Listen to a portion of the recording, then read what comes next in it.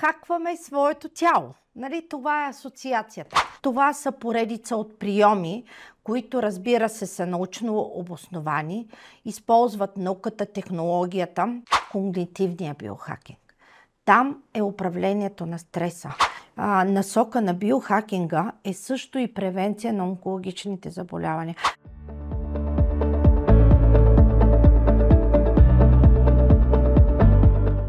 Знаете ли, че само с 3 малки промени в ежедневието си може да подобрите съня, енергията и как гените работят за вас? Ако това ви звучи странно, продължете да гледате. Днес ще си говорим за биохакинг и как да хакнем здравето си. Аз съм Ива, вие сте с първия епизод на подкаста. В този подкаст ще си говорим за теми като здраве, личностно развитие, психология и всякакви начини, с които да подобряваме живота си. Днес в студиото с мен е доктор Силвия Паскалева, нутригенетик, диетолог, експерт по функционално хранене и индивидуални персонализирани здравни режими. Здравей, доктор Паскалева! Здравей, Иве! Много се радвам, че ти си първия ми гост. Много благодаря за поканата, искрено. Кажи ми малко повече за теб, опита, практиката ти. Аз имам вече над 30 години опит, като повече от 20 години се занимавам с проблемите на наднорменото тегло и здравословното хранене и, разбира се, в годините, развивайки своите умения и практики, стигнах и до нутригенетиката, нещо, което е съвременният аспект вече в перфекционизиране, персонализираните режими, защото това е вече много детайлно изготвяне на програма, като как да живееме, как да се храним. Неминуемо в годините самата специалност, самата работа, която ми е, малко или повече съм се докосвала до промените в начина на живот и това, което в момента ще говорим е с темата, която ще засегнем, а именно биохакинга. Добре, нека да започнем тогава оттам. Как би обяснила на човек, който сега чува за биохакинг, какво е това? Първият момент, когато кажем биохакинг, хакваме своето тяло. Нали? Това е асоциацията. Всъщност това са поредица от приеми, които, разбира се, са научно обосновани, използват науката, технологията и променят начина на живот, защото това е важно. Биохакинга не е за ден-два, не е за година-две. Той е като начин поведение на живот. Биохакинга обикновено започва преди самото заболяване. Той не чака да се разболееме, да имаме някакъв здравословен проблем и виждате ли, тогава ще промениме навиците си. Често пъти у нас се случва така, често пъти и моите пациенти така прибягват. Въпреки че това е едно осъзнато решение, което взимат, за да променят навиците си към по-здравословно хранене, но все пак биохакинга предшества заболяването и това трябва да го знаеме. Много рано, още в ранна детска възраст, родителите трябва да приучват децата си към някои по-различни навици и поведение, било по отношение на хранене, по отношение на движение, по отношение на сън, на почивка, на спорт. Ако обаче генерално говорим за биохакинг сега, може ли да го разделим на аспекти, т.е. хранителен, ментален биохакинг? Те са различни направления, в които, защото ние няма как да хакнем, да пренастроиме организма си към малко по-здравословни навици и начин на живот с цел да подобрим. Значи, основната насока на биохакинга е и фокуса е да подобрим нашето психическо, физическо, когнитално здраве, психоемоционалното ни състояние. И всъщност няма как, изпълнявайки само едно, примерно храня се, хранителни, трябва от различни посоки да пренастроиме, да препрограмираме нашия организъм. И за това се разделят на различни аспекти, а именно хранителен, технологичен, екстремен, генетичен. Добре, аз ти предлагам, доктор Паскалева, да започнем поетапно, да навлизаме по-дълбоко. Добре. Като може би е добре да започнем от хранителния такъв и да ми кажеш какво е да храним гените си. Какво всъщност е нутригенетика?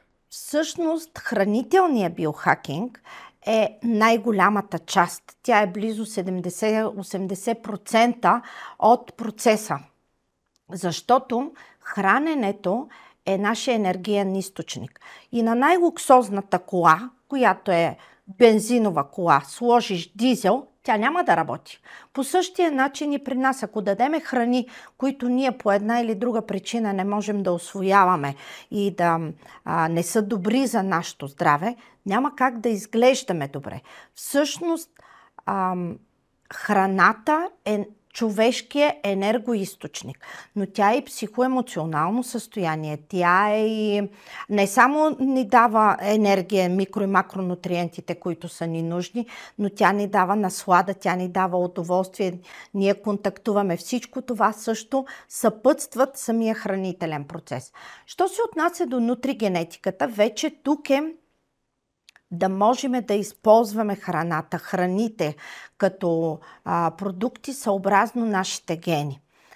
Какво се има предвид? Да, генетично ние сме отстроени това, което са ни дали нашите родители. Факт е. Няма как да промениме гените си. Но не е точно така. Всъщност оказва се, че различните условия, при които сме поставени, т.е. епигенетичните фактори, могат да променят в една или друга степен изявата на дадени гени. Например, да кажем, аз, например, съм много рискова по отношение на сладкото. Това е един от гените, с които се боря. Макар че много хора, които казват аз без сладко не мога, се оказва, че генетично те не носят тази генна модификация. Тоест, при тях поемането на сладки храни е по-скоро навик. Но, връщам се на моя пример. Със сладкото. По принцип бавно стават тази пренастройка. Често пъти отнема около 3 до 6 месеца, някога може и години. Започваш постепенно изключваш. Примерно аз първо изключих пакетираните храни, след което изключих всички храни, които са с бялата захар, добавената захар. След което изключих тези, които са с различни консерванти в тях. Тоест, постепенно скъсяваш палитрата до там, че да стигнеш да използваш. Да, пак можеш да използваш сладки неща, пак аз също хапвам сладичко в момента, но примерно всичко то е от плодовите, на базата на по-здравословните захари, които са именно примерно плодовата захар в един аспект. Така че, изграждайки навиците, и променяйки, но когато имаме ние информираност, можем да променим изявата на даден ген. За да имаме информираност, ние трябва да сме направили съответното... Първата стъпка изследване. Наистина, първата стъпка и все повече хора започват и прибягват до генетичните тестове, защото те са тези, които им определят поведението на хранене, движение, спорт, почивка през целия живот. И когато те предварително знаят какви рискове са заложени в техните гени, могат да вземат информирано решение и да променят изявата чрез малки трикове, разбира се, които ги насочвам, защото това е един, така както казах, дълъг процес и изисква и мониториране, съпорт, навигация от специалиста на тези пациенти. Тоест, ако кажем, че някой иска да подобри хранителния си режим, здравето си и като цяло живота си, може би трябва да започне от там, консултация, генетичен тест и след това да му се изготви един индивидуален план. Какво като храна е подходящо за него, добавки. Точно така. И може да се вземе примерно, особено пък ако има в семейството си обремененост от страна на диабет, наднормено тегло, примерно, сърдечно-съдови заболявания, това са социално значими заболявания или някои автоимунни, които в момента супер много навлизат. Не е нужно дори да се чака да развиете даденото заболяване, особено когато го носите в фамилията. Може да кажем, значи, че един ДНК тест може да ни даде информация за евентуално заболяване и да пристъпим към превенция към него. Рискови гени, които ние носим, и да пристъпим към превенция, тези гени съответно да не се проявят в годините, или поне ако се проявят, да бъдат достатъчно късно и достатъчно не такава манифестирана изява, където вече организма влиза в декомпенсация. А има ли в този ред на мисли, има ли разлика в тестовете спрямо това дали са насочени към мъже, жени, деца? Погледното така мъже, жени, деца, не е кардинална чак толкова разликата. По-скоро има по-скоро възрастен и зрял организъм. Деца и възрастни хора, да, има малка разлика, но има и различни панели, които могат да се настроят в зависимост от нуждите на човек. Защото, да кажем, има един базисен панел, който е, но там можем да настроим панел, примерно хормонално здраве, да кажем, или примерно ментално здраве, което те са вече допълнителни панели, които могат да се надграждат в тези тестове, които се правят, и всъщност затова е хубаво тази предварителна консултация с лекарен нутригенетик, за да може да усети рисковете, къде са в фамилната обремененост на пациента, и съответно да избере най-подходящия тест. Защото аз съм имала случаи, особено преди години, правили са си всички тестове безсмислено, без това да им носи някаква по-богата информация. Както и обратно, нали? Тестове, които изследват само 7-8 гена. Макар че когато започнах в началото, преди 7-8 години, ние изследвахме 17 гена. И моя първи всъщност ДНК тест е точно с 17 гена. След което вече станаха 77, а към края на годината ще бъдат около 200. Тоест, и науката нутригенетика сама по себе си вече с емпиричните си изследвания, защото това е базирано на много научни изследвания, които да проверят как се проявяват дадените гени, а тя самата също много се развива. Тоест може да кажем, че с генетичните тестове ние отключваме едно огромно знание за себе си, което е добрия път, правилният път към по-добър живот, по-добро здраве. Абсолютно. Абсолютно права си. Абсолютно така. За мен има една много интересна тема. Ти няколко пъти каза за храните и супер храните и добавките. Кажи ми, може ли да наречем биохак една супер храна? Нещо. Идеята ми е да ми кажеш нещо, което бързо може да се използва в ежедневието на всеки от нас, като вид биохакинг. Това може ли да бъдат супер храни, може ли да бъдат добавки? Има ли такива, които най-много биха повлияли?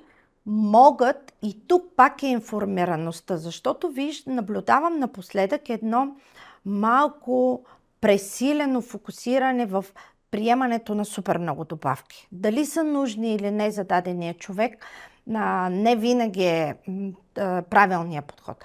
Напротив, генетичният тест може да покаже къде има рискове. Например, днес консултирах една жена, аз имах същия случай преди 5 години, когато по-млада жена и казах, че има риск от развитие на остеопороза. Тя тогава беше млада, никакъв проблем, никакъв. И вчера се чухме по телефона.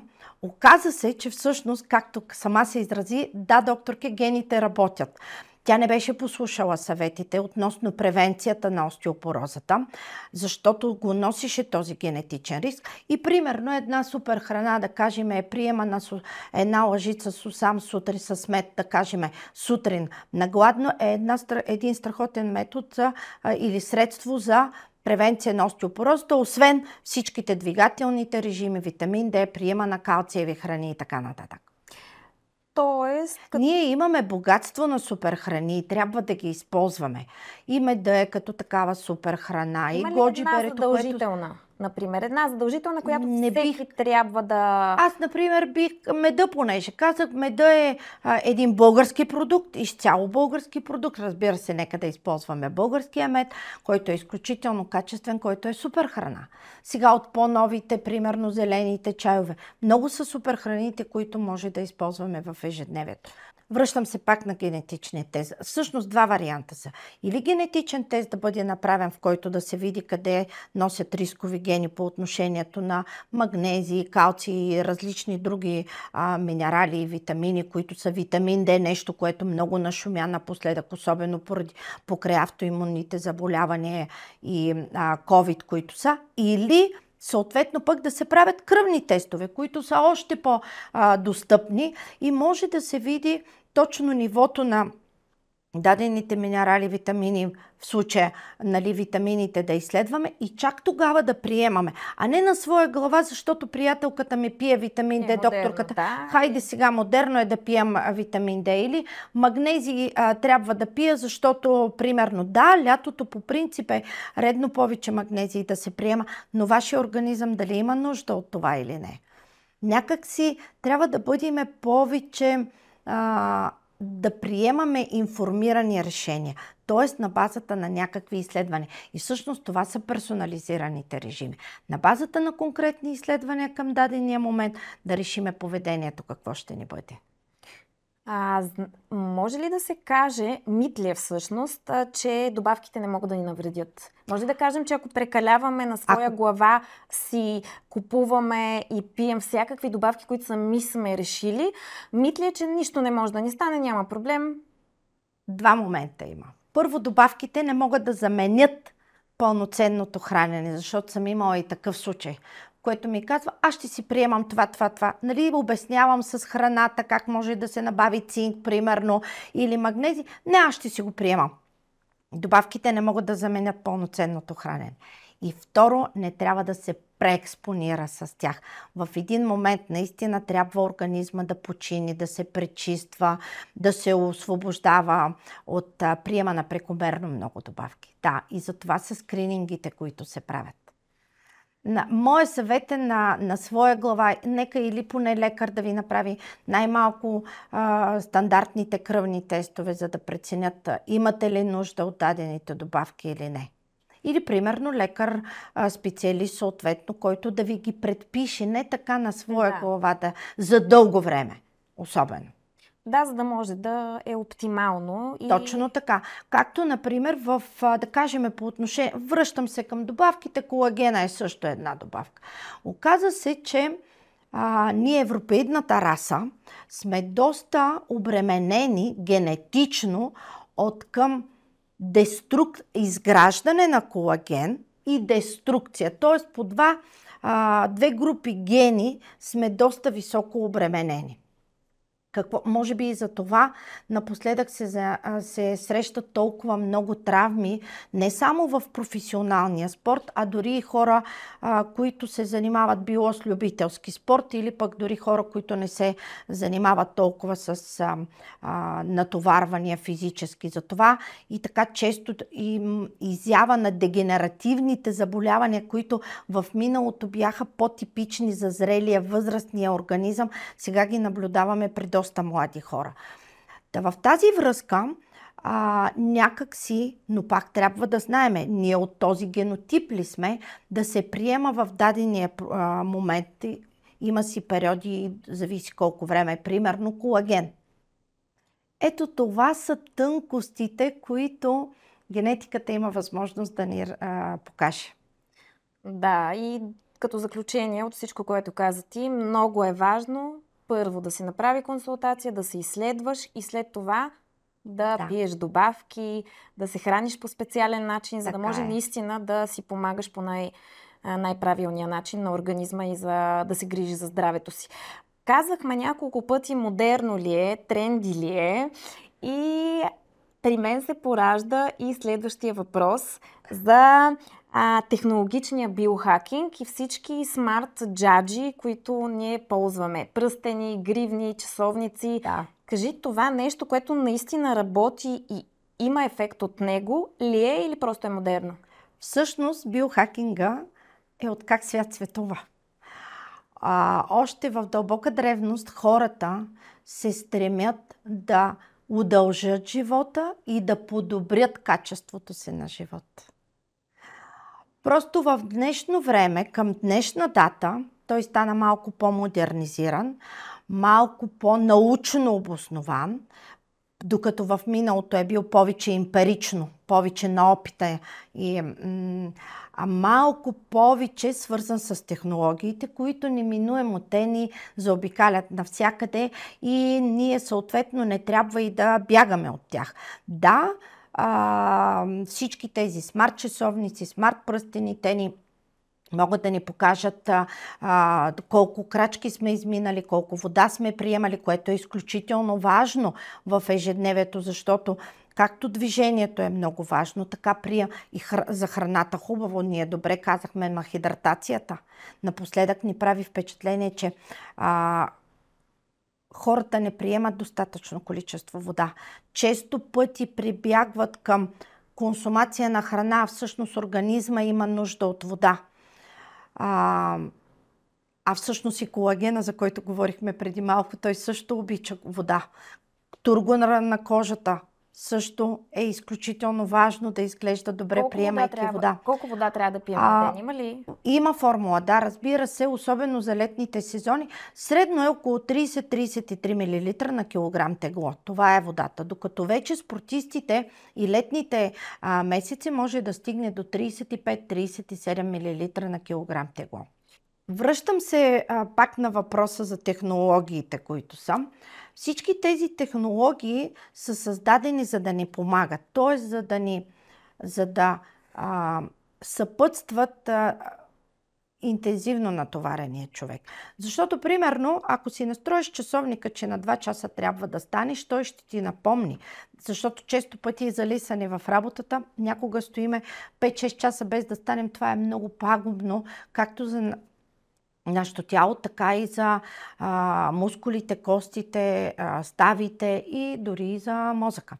Да, ще ни напомни, може би ще ни каже за качеството на съня ни. Точно, много възможности има. Друго, което е от технологиите, което така все по-навлиза, например, напоследък е глюкомерите. Измерванията, тези смарт глюкомери, които могат да измерят нивата на кръвни захари примерно за 10-дневен порядък от време, свързан с нашия телефон, който може да ни даде информация как в деня, сутрин, обед, вечер или след дадените храни играе кръвната захар. Не е нужно да си диабетик, за да го направиш. Особено ако аз също днес, понеже доста консултации имах днес, например, посъветвах едно младо момиче и при това спортистка да си сложи такъв глюкомер, защото тя имаше генетична обремененост от към високи нива на кръвната захар и е хубаво да се направи един такъв чекинг точно с оглед на профилактиката, защото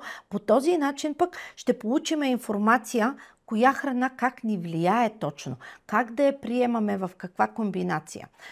И само храната ли, защото не съм сигурна дали е така, ти ще кажеш, стреса влияе ли на кръвната захар? Да, влияе. И това е следващата фаза и от биохакинга, а именно когнитивния биохакинг. Там е управлението на стреса. Много важен аспект е, съвременният човек е подложен на малко по-голям стрес, не само психоемоционален, не само оксидативен, дори ако щете, оксидативен с всичките тези заобикалящи ни смарт телефони, фони, всичко, което е около нас изкуствени. Ние работиме на изкуствени осветления. Но за подобряване на когнитивните способности една много голяма част е именно управление на стреса. Да се научиме ние как да управляваме, как да почиваме и да се натоварваме. Кога какви, дали ще бъде със спорт, ама кой вид спорт е по-добре за нас, физически натоварващ или релаксиращ. Дали ще бъде с почивка или с натоварване в друг вид, примерно физическо натоварване. И все повече напоследък се така развиват аспектите в когнитивния с оглед да засилиме и да продължиме концентрацията, мозъчната дейност, нали? Концентрацията, остротата на мозъка. Защото не само суджоците и кръстосовиците могат да помогнат. А има ли храни, които влияят много силно на тази когнитивна функция, която ти каза, на настроението, на концентрацията? Да, има някои храни, които наистина подобряват настроението. Ние знаем, всички знаем, шоколада, нали? Подобрява настроението, но не трябва да прибягваме и да прекаляваме примерно с него. Всички положителни емоции също могат да подобрят настроението. Има ашвалангата, примерно, като храна, която напоследък така, тя по-не е известна за нас, но все пак напоследък все повече хора дори прибягват. Тя също потиска стреса и напрежението. Много са факторите, между другото, които могат да повлияят на стреса. Ти започна една тема, извинявай, че те прекъсвам, която за мен е изключително интересна. Това е психичното и емоционално здраве, биохаковете, които може да правим за него. И неминуемо тук говорим за тревожност, за паникатаки, за бърнаут, за високи нива на стрес, но често не знаем какво да направим веднага. Имаш ли един, два или три бързи трика, съвета, които могат да бъдат приложени веднага в ежедневието от хора, които са подложени на такъв стрес, които са на прага на бърнаут. Да. Въпреки, че нали, стрес и бърнаут са две. Вече бърнаута е прегряването. Тогава вече влизаме малко в даже по-към заболяването. Въпреки, че сам по себе си бърнаута нали, не се диагностицира като заболяване, но скоро време сигурно и това ще стане. Един от механизмите малко по-труден е за хората, но е примерно медитацията. Медитацията е тогава просто да изключи мозъка, да излезете навън сред зелено или на терасата, или да отворите прозореца на офиса, в който е, да релаксирате 5 минути, да изключите тотално да мислите, за нищо да не мислите. Абсолютно. 5 минути са нищо от 24 часа. Абсолютно. Разбира се, има хора, които медитират малко по-дълго време и обикновено успелите хора, бизнес ориентираните хора, те провеждат малко дори 2 пъти в деня могат да направят медитация. Кислорода е много важен, нещо, което също забравяме. Кислорода, има офиси, дори центрове, особено в Япония, където вкарват в офисите кислород, лимонена трева, лимони, цитроните, цитрусите са примерно също, които малко моментално освежават мозъка, отварят сетивата. Нали, това са само да дишате, една арома лампа да сложите с лимонова трева, примерно, в кабинета. Да, ще усетите вода. Също е много важно, примерно, да има циркулираща или вода до вас, освен приемането на вода. Може би и дихателни практики може Дихателните упражнения са изключително полезни за връщане към себе си. И нещо друго в биохакинга е важно да се научиме да дишаме с целия си бял дроб. Защото ние обикновено дишаме малко по-повърхностно.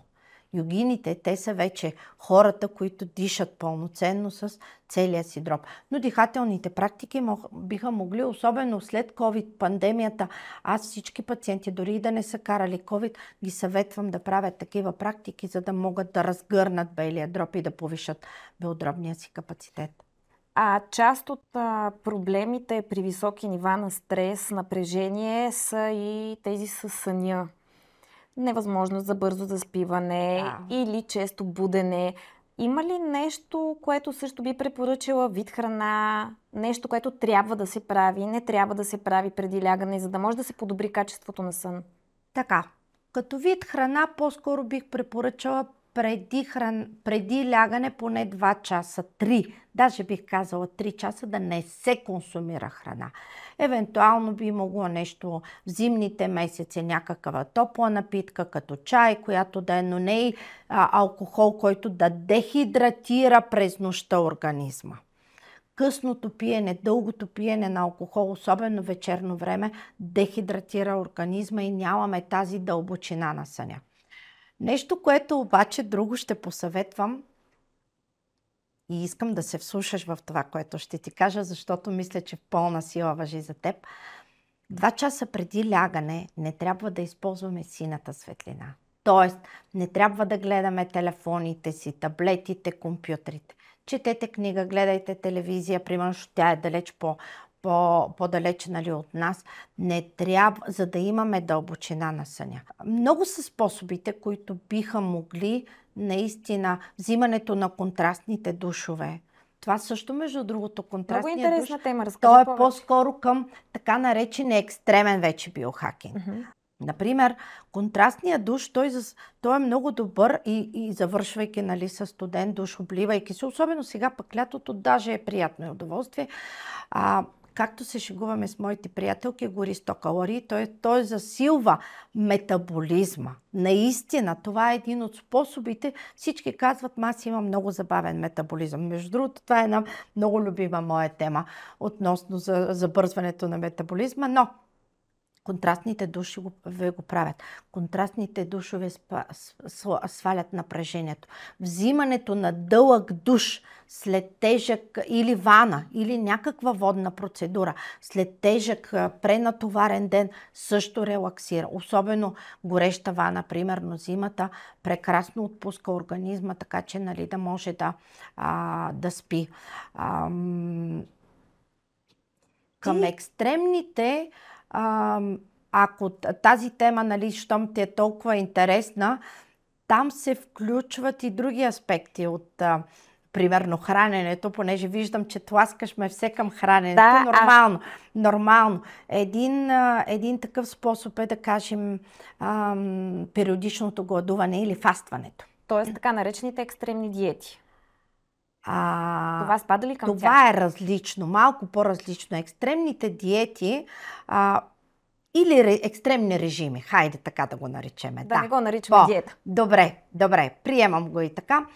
Но фастването и особено автофагията, когато вече вкараме организма в обновяване на ДНК клетката, е също така един от способите, които стига човек да може да го прави, е добре.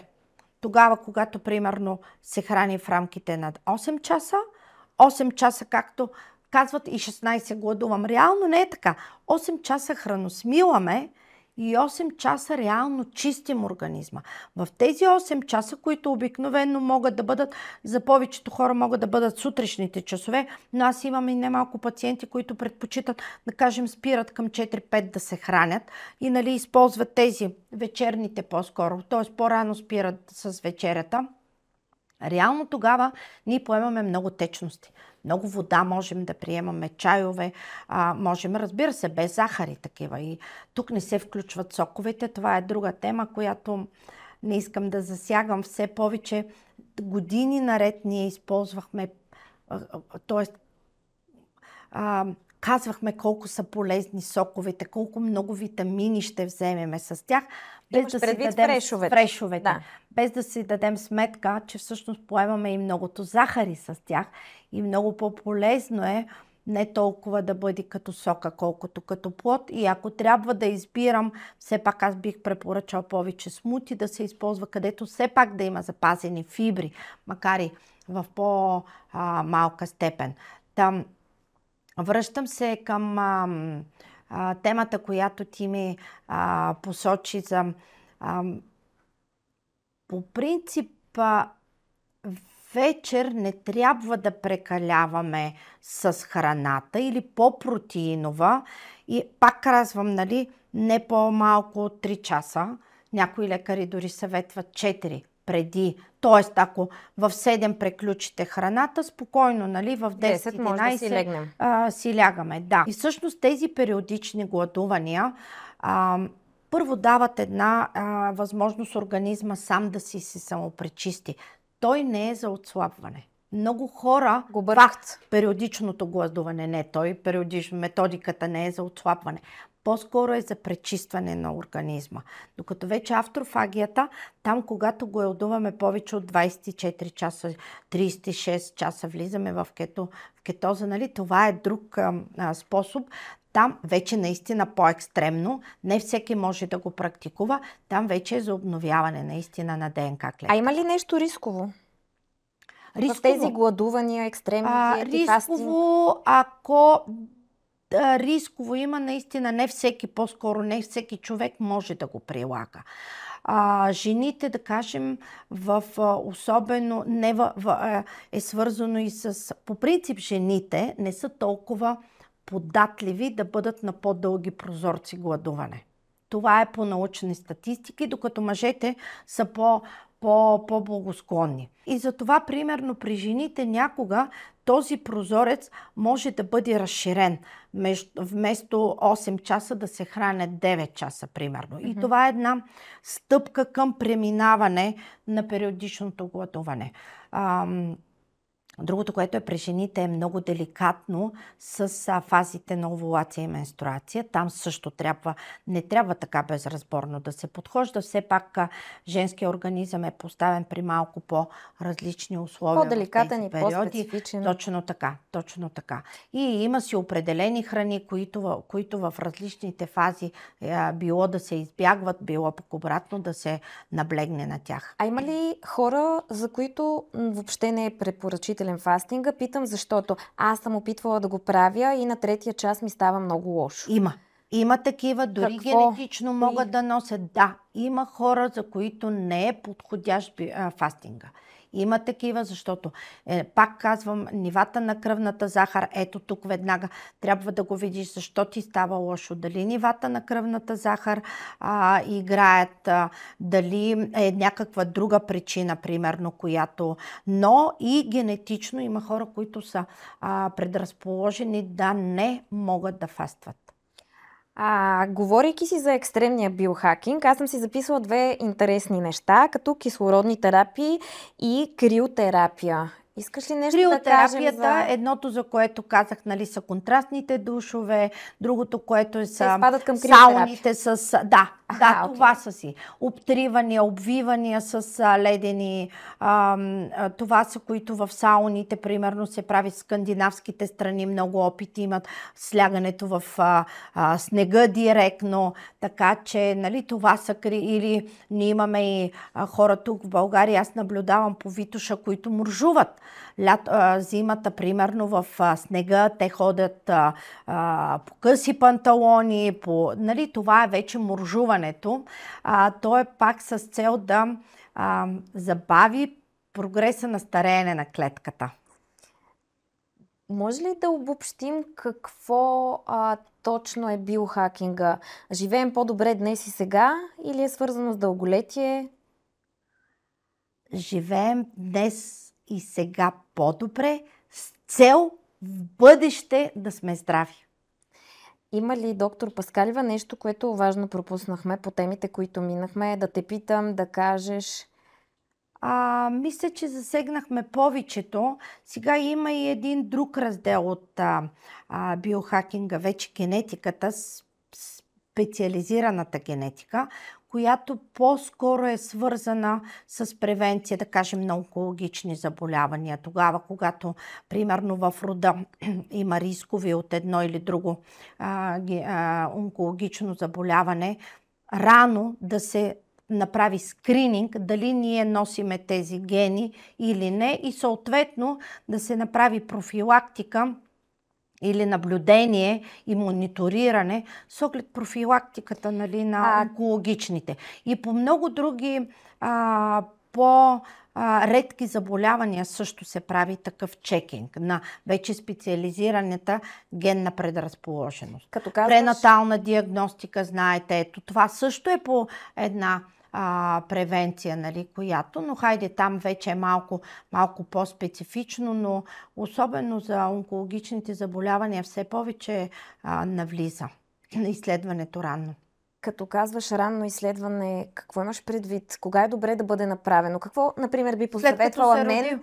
Ако в рода си знаеш, че примерно имаш сега майка, примерно, носител на дадено онкологично заболяване, ти изследваш носител ли си на тези гени, за да знаеш има ли риск да развиеш това или заболяване или не. И съответно превенциите, които можеш да вземеш, защото част от цялата тази насока на биохакинга е също и превенция на онкологичните заболявания. Защото ние виждаме, че все повече Стреса отключва онкологичните заболявания. Изкуствените храни, които са, отключват онкологичните заболявания. Средата, която ни заобикаля. Точно средата, която ни заобикаля. И е хубаво наистина да се вземе рано мерки. Как се прави какви са стъпките, за да се направи изследване? Консултация с генетик.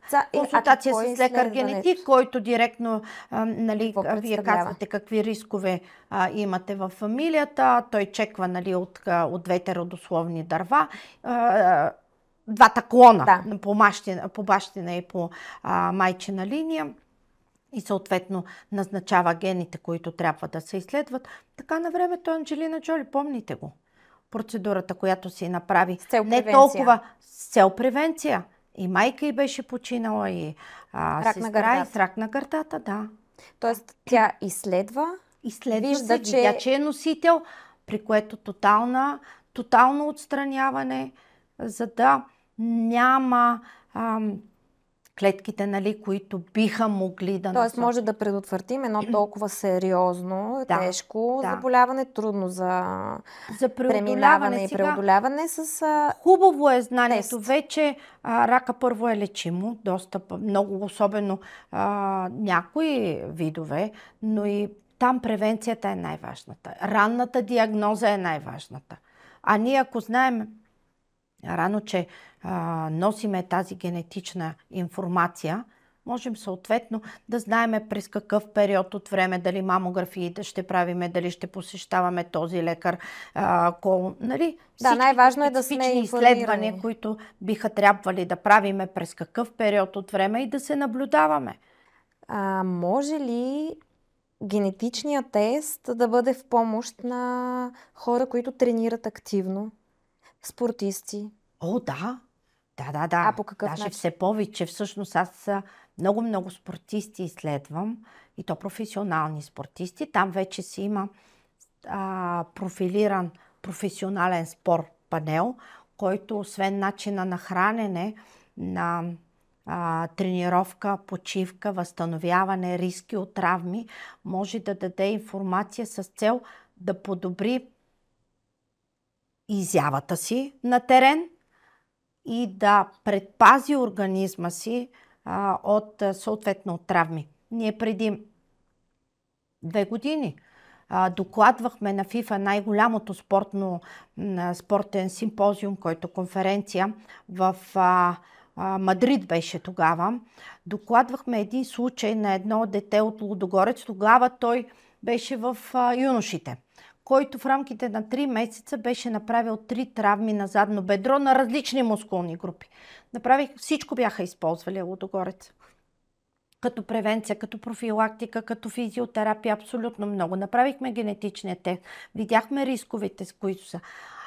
Вярвайте ми, направихме супер малки промени. 5 минути преди другите съотборници излизаше да загрява. Направихме не в деня след мача, на следващия ден, да е почивката му. Внесохме на полувремето еди си какво да консумира като храна. Много дребни промени. Това са много дребни промени. Не само, че 2 години след това ние го докладвахме, че нямаше абсолютно никаква травма, но той вече вина и в титулярния отбор, което за нас така лекарите, защото ние сме голям щаб, доста специалисти, не съм само аз, които се занимаваме, един доста добър успех. Така че както Джокович преди години, много отдавна, точно благодарение на ДНК теста, той видя, че, например, глутена при него е пагубен за силата и хвата на ракетата му, отстрани го, премина, понеже е публична тайна, затова мога да си позволя вече да го споделя. Първите години го пазихме, разбира се, като информация, но промени моментално хвата и силата на удара, както и видяхме по-спокоен. Генетичните тестове много информация могат да дадат за в много направления. Да. А как се прави теста генетичния? Много е лесен. взима се или букална лигавица, т.е. натривка от бузата, или кръвна проба, или слюнка. Това са трите метода, Лесно, с които безболезнено и бързо. Абсолютно безболезнено. И няма след игли? което няма игли, няма обождания, няма стрес, няма натоварване. След което дори получавайки информацията, няма стрес, защото някои неща, дори да ги видим, че са рискови, ние веднага даваме механизмите, с които да приспиме, да ги отключим, да не позволиме тези гени да се проявят. Аз ако си го направя този тест и ми забраните това и това, не, аз няма да ви ги забраня, аз ще ви дам алтернативи и способи. Разбира се, да бъдете готов наистина да направите Всяка една промените. храна може да бъде заменена с алтернатива. Да, и да бъде човек готов наистина какво да направи, какви промени да направи, защото все пак това е и някои навици, които трябва да се разрушат. Особено в годините, които са изграждани. Така че, но ми прави впечатление, че все повече хора са отворени към това, желаят го. Аз имам както много възрастни пациенти, така и млади пациенти, вече в цели семейства, които се изследват, за да знаят децата как да, съответно родителите, нали, как да хранят децата си и така. Миналото лято аз имах един много интересен случай. Например, едно 4-членно семейство. Всички можеха да ядат сладоледи по различен начин. Това беше шок наистина за тях. В различно време? Не по различно време. Единия можеше да яде сладолед, другия джелато, защото има разлика между сладолед и джелато. Единия можеше да бъде с вафлена фунийка, другия да бъде с кофичка. Тоест, 4-мата трябваха да ядат различни сладоледи. И всъщност, когато им ги обясня защо, откъде идва тази спецификация, те го осъзнат. Да, пак ядат сладолед. Нали? Но просто по различен начин, за да си доставят насладата, но в същото време да не нарушат гените си. Имала съм много, много интересни такива казуси от практиката, които, както се шегувам неведнъж, дали ще ядеш пиле с ориз или ориз с пиле, примерно. Или както да кажем някога, често като кажат, аз хляб не ям, нали, аз съм на салата и пълне. Това тяло не е от салата, нали. Има доста, защото има много хора. Между другото, много малко хора са показани за така наречената кето диета. Не повече от 30% генетично са показани да правят кето диетата, което е доста рисково, защото ако те свалят примерно килограми с тази кето диета, окей, нали, добре, но има риск да омазнят черния си дроб, защото аз имам много пациенти слаби и с омазнен черен дроб, примерно. Или да кажем с атеросклеротични вече в по-зряла възраст плаки, т.е. да разрушат съдовете си, което никак не е добро с цел прогнозата. Малко хора генетично са показани за този тип хранене. Генетиката ни казва коя е най-подходящата диета и по-скоро режим на хранене. Персонализиран режим на хранене. Не е диета, това е режим. Защото в хората може би битува мнението, че като кажем диета, това задължително е ограничение на храна, гладуване. В никакъв случай никакво ограничение няма на храната. Консумираме си съобразно навиците, иначе колкото пъти можем да, нали, са нашите навици. 3 хранени или 4 хранени ли ще имаме, но строго определена последователност, както и разбира се, строго определено като как да изглежда чинията, порцията ни, както ви казвам, пиле с ориз или ориз с пиле, кога да започнем с кое, да започнем и как. И това всичко ни го разкриват гените. Когато вече с практиката промениме тези навици, те стават, лесно се променят в годините. Не е проблем. А как може да бъде предотвратен така популярния йо-йо ефект след определен режим на хранене?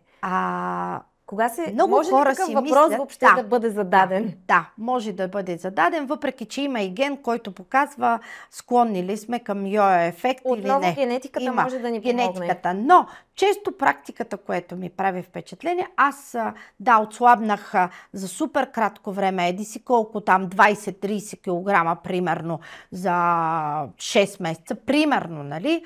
И после след 3 месеца ги върнах. Ами чакайте, тези 6 месеца след като сте ги свалили, вие после 6 плюс 3 трябва да ги задържите. Те трябва да станат обичайни за вас. Може да играете, но не повече от 5% от общото си тегло. Тоест 1-2 кг може отгоре да играете, но да ги задържите. Така че малко се спекулира с това йо-йо ефекта. Да, има и хора, които са наистина генетично обременени, но не винаги причината е в гените. По-скоро е в навика. Да, и трябва наистина, когато съставим един такъв план на режим, на хранене, на физическа активност, да го следваме стриктно. Точно. И пак се връщам в началото и в темата ни. Биохакинга е начин на живот. Това не е нещо, което ние ще правим за ден, 2 година. Ние ще го правиме всеки ден. Ще го надграждаме, ще го развиваме. Днес ще изградиме 2 навика по отношение на храненето, 2 навика по отношение на движението. След 6 месеца други 2 ще прибавим към тях. Не обаче тези 2 да махнем. Той ще надграждаме постепенно в годините. И това е промяна, начин на живот. Много хубаво го каза. И понеже вървим към края, ми се иска да обобщим може да кажеш 3 съвета, стъпки за биохакинг, който сега веднага да започнат хората да правят вкъщи за сън, за хранене. Да обобщим едно от нещата, които бих първо за съня, защото започна да махнат 2 часа преди лягане смарт устройствата си до тях и да изключат наистина екраните. Това е едно от нещата. По отношение на храненето, сега тук е малко по-деликатно. Аз бих започнала с една хидратация, която също е изключително важно, което е много полезно. Но във връзка с водата, аз само бих казала, и това пак е към биохакинга, съвременните технологии, не пийте, махнете водата в пластмасовите бутилки. Всъщност, по-скоро от тук бих започнала. Аз от години не ползвам пластмаса и в моето домакинство не се ползва. Това е нещо като много изключение. Сега, нека да не приемаме, че биохакинга, нали, може да има малко риск, малко изключение от него. Не казвам 100% никога. Но, примерно, намалете приема на вода в пластмасови бутилки и изобщо изключете пластмасата. Едно изречение за обобщение и за завършване на този така приятен епизод. Всеки от нас в една или друга степен цели да хакне, да удължи живота си и да подобри качеството си на живот. Нека станем повече и нека да разгръщаме методите и способите, с които да удължиме и подобриме качеството си на живот. Много хубаво го каза. Къде да те намерят, доктор Паскалева, хората за консултация? Как да се свържат с теб? Аз работя в спортна клиника Евровита. Там могат да ме намерят. През Супердок също биха могли да...